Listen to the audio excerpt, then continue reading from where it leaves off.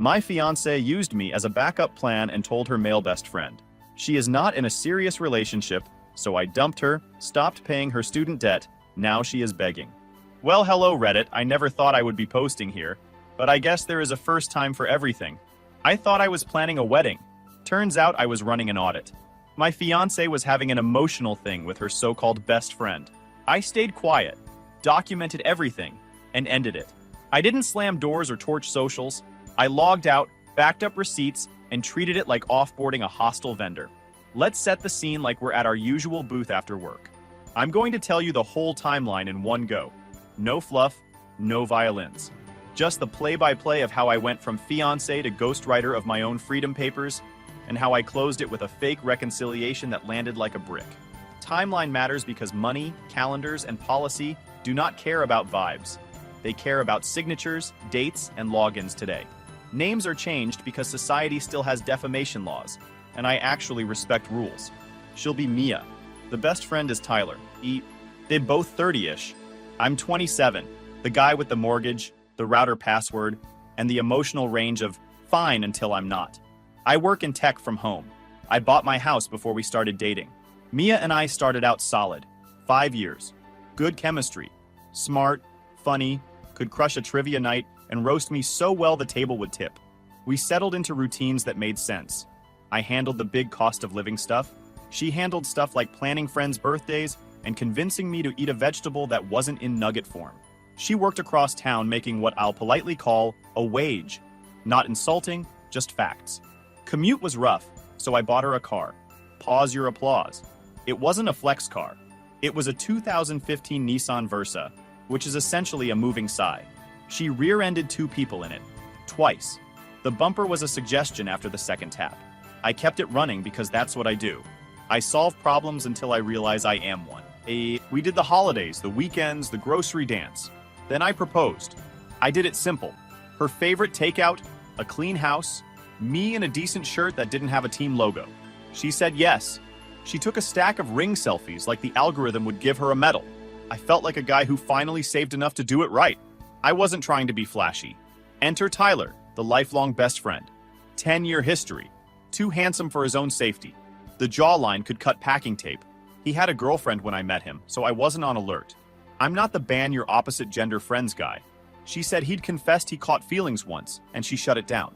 Sure. And I only installed Steam for the library interface.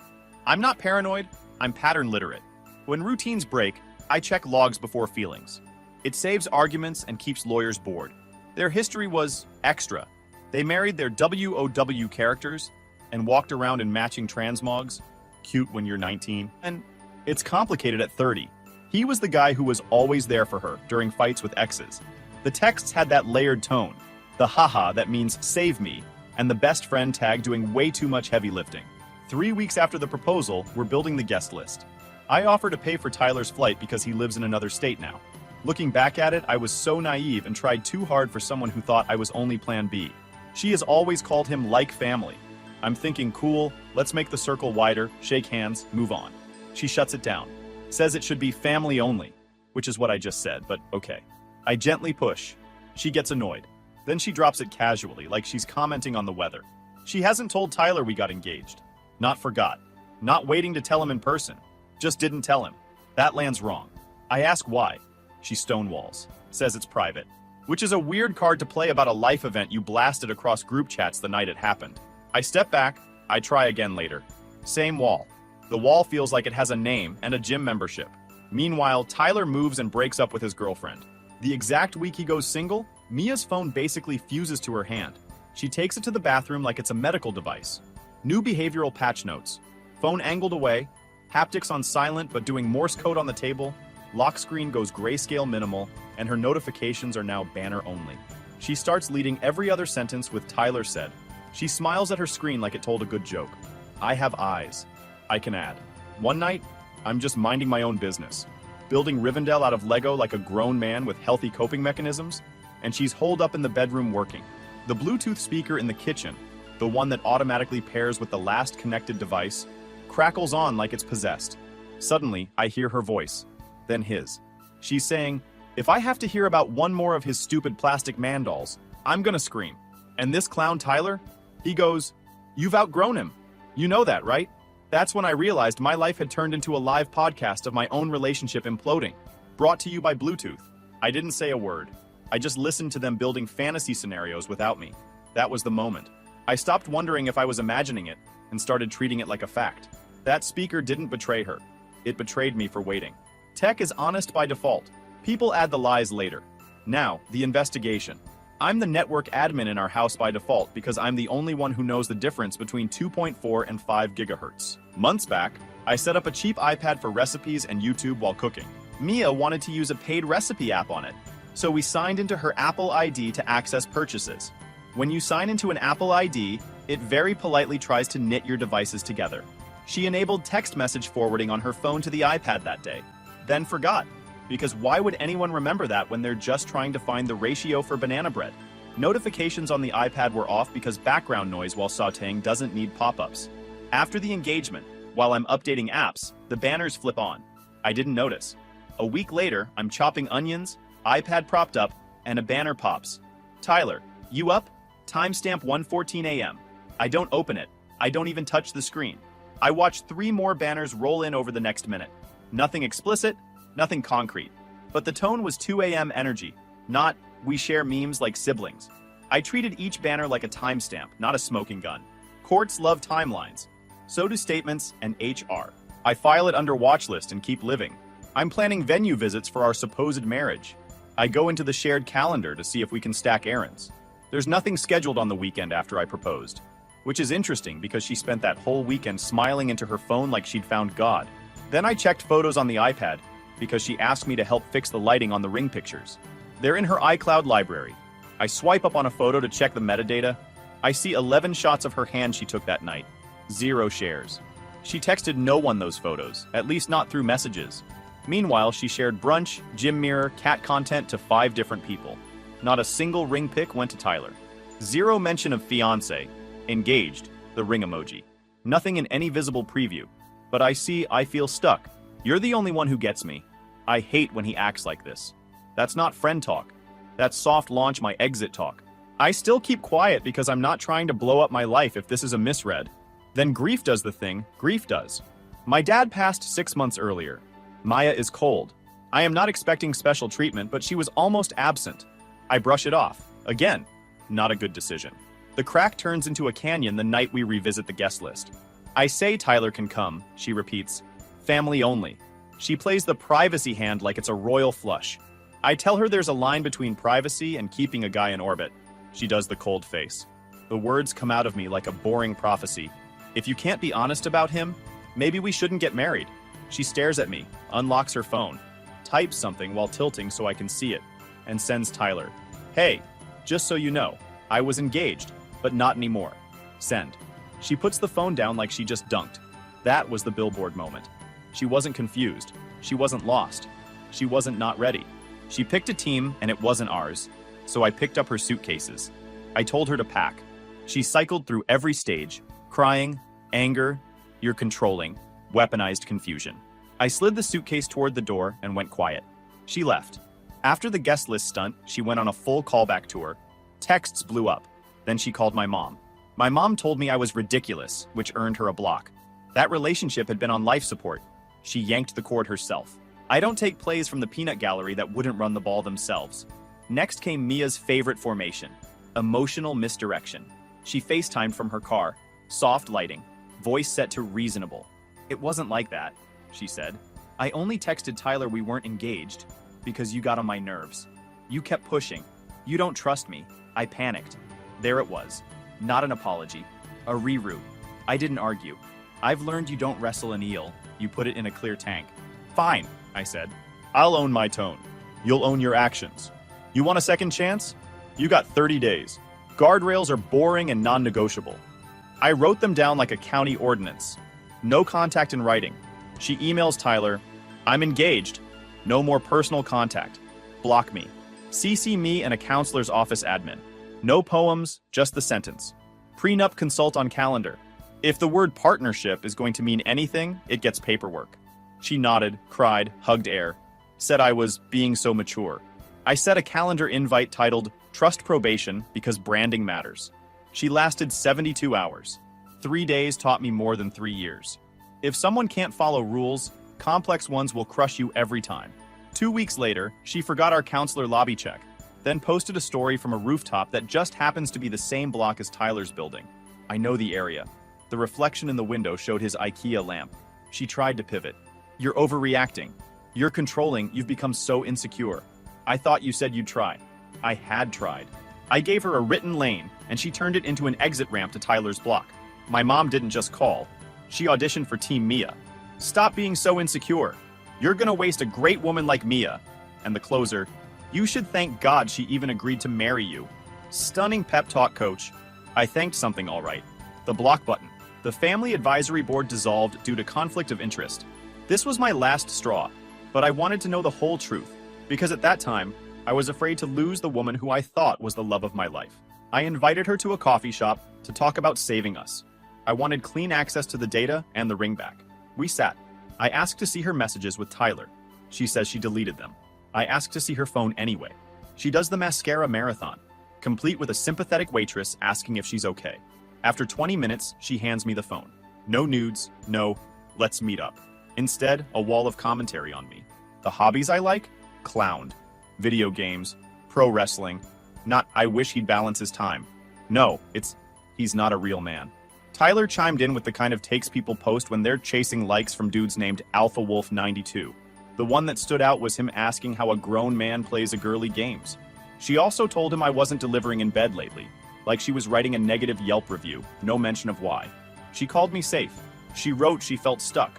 She said, Tyler is the only one who understands me. That tells the whole story. You don't marry someone you call a seatbelt. I set the phone down. She tried the he's like my therapist line. Number.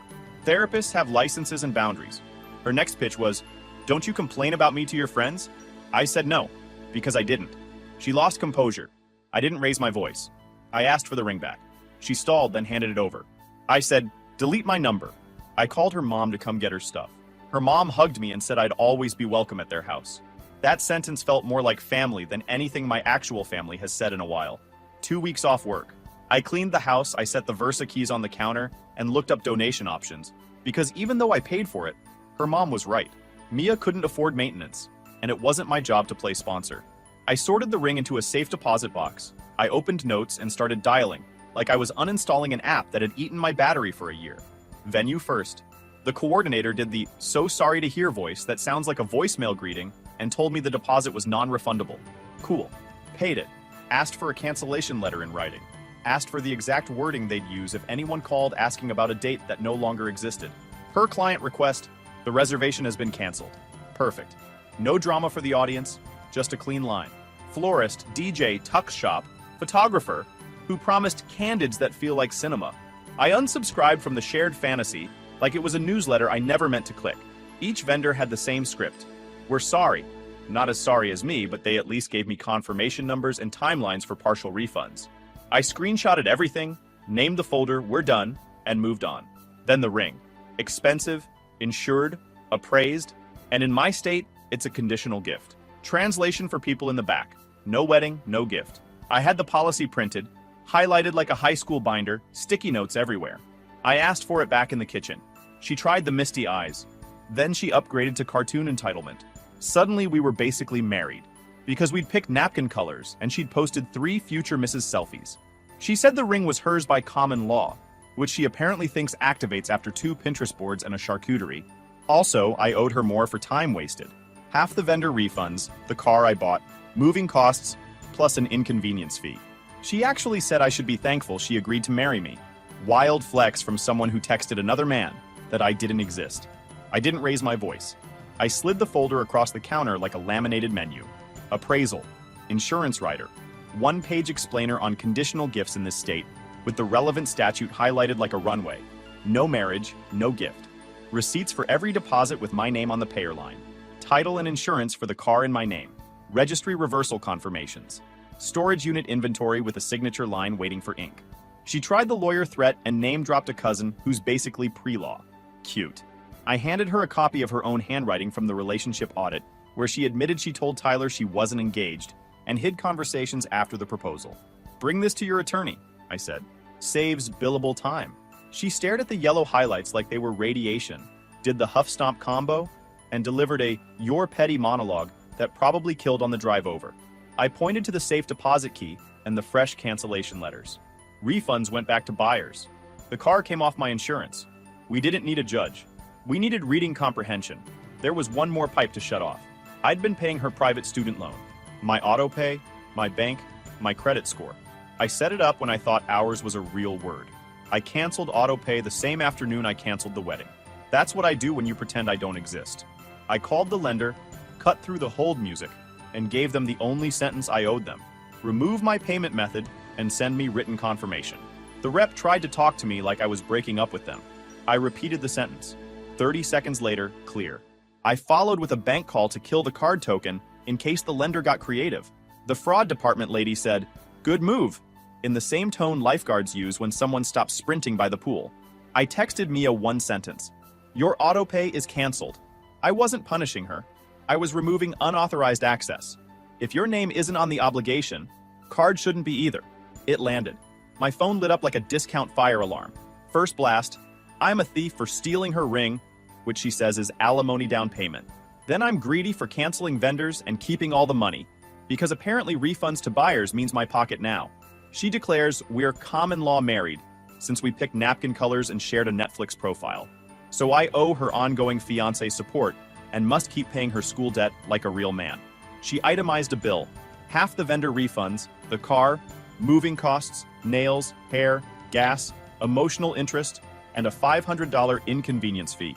She actually typed, "Legally, you have 24 hours to return my ring or that's a felony." Her lawyer? My cousin who's basically pre-law. I didn't bite. One line back, conditional gift.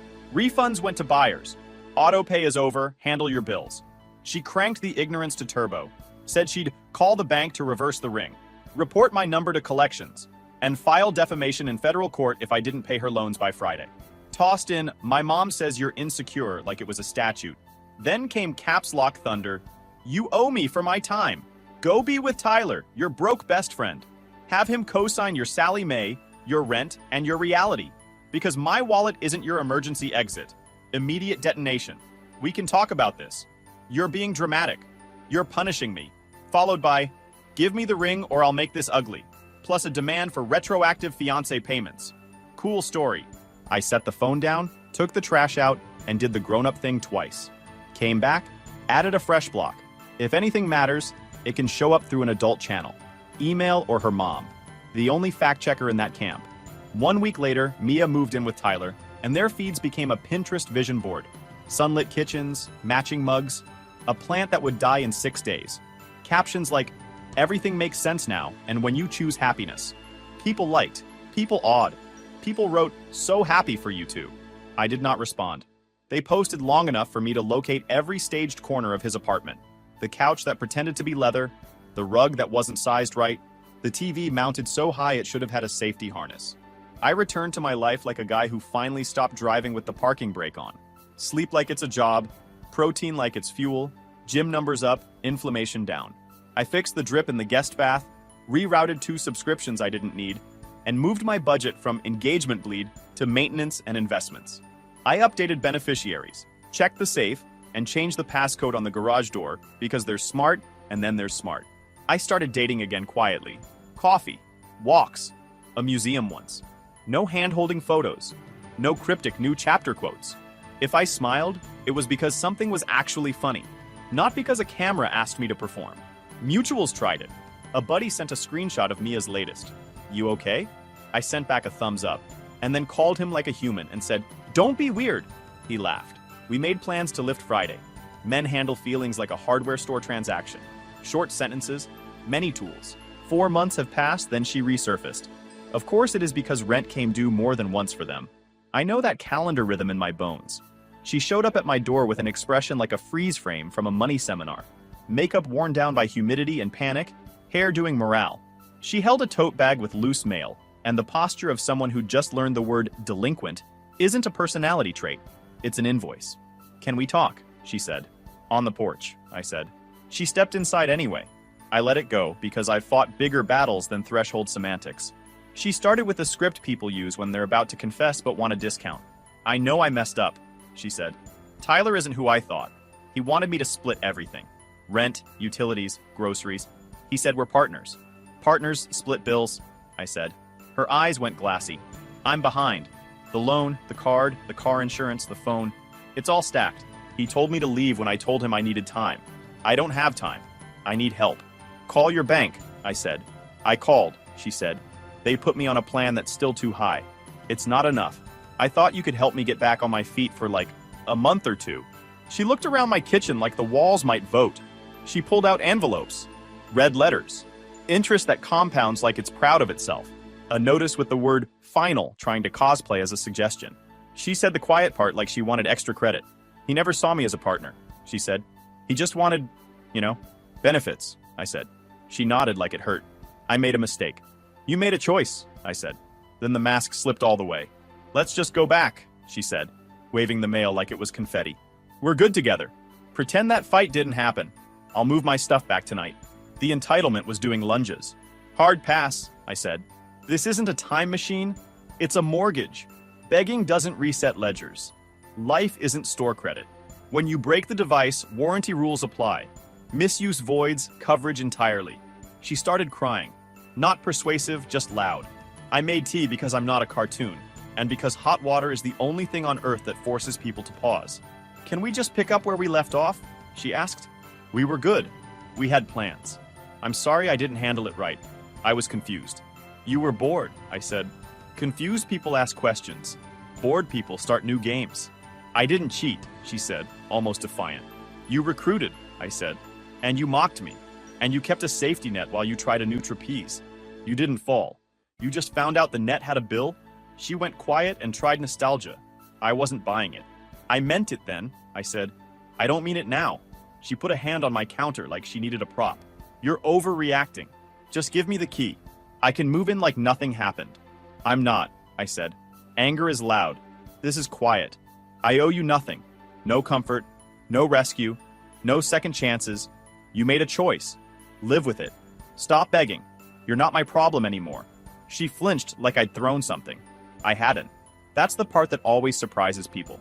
How heavy a calm sentence can be. You're cruel, she said. No, I said. I'm consistent. The only thing that changed is the subsidies. What am I supposed to do? She asked. Exactly what you wanted to be, I said. Independent. Start with your numbers. Call your lender again. Pick up shifts. Sell what you don't need.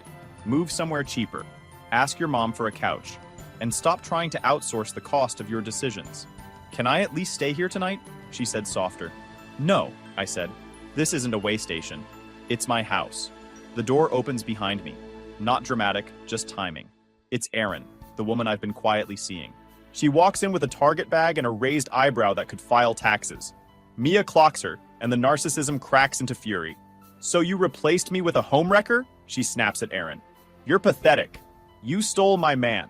Erin blinks once. You left your man, she says, flat as a level. Mia steps in like she wants to test her luck. Shoulder bump. Hand lifts. I move between them and point to the door. Out! She swings anyway, a wild slap that clips my forearm. That's the moment I stop playing host and start being a citizen. I step back, pick up my phone, and dial. 911, trespass and attempted assault at my address. She freezes, then unleashes a string of names that sound like rejected passwords. I open the door and wait. She paces the porch, calls me a thief again, threatens charges, and tells Erin to watch her back. Erin stands there like a statue that lifts. Cruiser rolls up in 7. I give facts, not feelings. She gets the speech about trespass and why coming back here is a bad plan. Officer asks if I want to pursue. I say I want a record and a paper trail. Report filed. She leaves under the kind of quiet that follows losing the script. She kept barking on the porch about how I stole her life, and Erin ruined a family. Reality check. There was no family, just a rented fantasy with past due notices. I didn't debate. I watched the body cam blink and let her realize the audience wasn't clapping. Consequences greater than captions. 1. The end. I checked the last autopay pipelines to be sure nothing phantom charged me. Killed a recurring Venmo request that looked like a subscription. Cleaned my cloud storage of old photos, not out of spite, but because clutter is an unpaid tax. I used the wedding budget to patch the roof flashing. replace a dying dishwasher, and prepay the property tax discount. I threw the rest at an index fund and a trip I'd been putting off because I was saving for the event. The event is me living without a migraine. I blocked unknown numbers. I set my voicemail to the generic robot because personality invites negotiation. I told 2 mutuals that anything about me and Mia goes in the trash. They agreed in that quiet guy way that is basically a handshake. I kept the ring where it was. Pawn counters treat diamonds like aquarium gravel. Reset later, or sell later, or let it sit forever as proof I once tried in a way that cost me. Either way, it doesn't need to be in circulation like a cursed coin. I lifted. I ate like a grown-up. My sleep schedule went legal. I answered emails on time.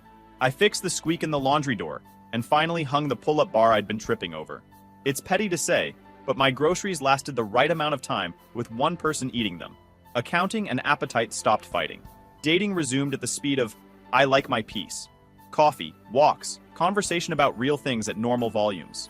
If a date asked about my last relationship, I gave the 2-sentence version and moved on. We were engaged. It ended because of boundaries. If someone wanted the drama, I was the wrong channel. The mutuals and the myth mutuals tried to stir it. One sent me a DM. She's struggling, man. Be a bigger person. I replied, being a bigger person is not the same as being a bigger wallet. He said I'd changed. I told him that was the point. Tyler didn't reach out. Of course he didn't. Guys like him love the glow, not the electric bill. He probably posted a caption about growth and then searched how to break a lease without paying. I did not Google to verify because I've learned the difference between curiosity and self-harm. My mom called from a new number. I let it ring. Boundaries hold or they don't. There's no kind of when it comes to being on your side. 2 weeks later, a collections number tried me. I answered out of sport. Is this Mia's last name's contact? The voice asked. No, I said. Remove my number. Do not call again. Do you know how to reach her? He said. I do, I said. And I won't. Goodbye. If they called again, I was ready with the letter I pre-wrote. Certified mail, return receipt, citations. Boring, effective, revenge that looks like a PDF. They didn't call back. Gravity works if you let it. 4 months, 1 door, 0 rescue. A week after the porch conversation, she tried an email. Subject, please. Body, a recap of the door scene with edits. She put, I know you hated my friendship with Tyler like it was a tiny creative disagreement about wall paint. She asked for a loan. She promised a timeline. She said she'd do anything. I replied with 1 line, do anything for yourself. Then I archived it. This wasn't vengeance. This was a systems update. The old version of me spent energy proving I was dependable by catching people who liked jumping. The new version lets jumpers feel the ground. Call it harsh. I call it accurate. I'm not a villain for refusing to sponsor the consequences of her choices. I'm just not her emergency contact anymore. The house stayed quiet. I moved the couch to a better angle because compromise had been a slow thief of good viewing angles. I set my thermostat to a temperature that doesn't start arguments.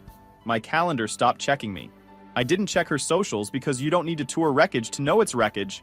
I took the trip I was going to postpone, used points like a wizard, and ate meals that didn't come with negotiations. I got home and my plants were still alive, which felt like a small cosmic joke after watching a whole fake relationship wilt under rent. If you're waiting for Tyler to text me or show up, you want TV, not life. He faded to background noise.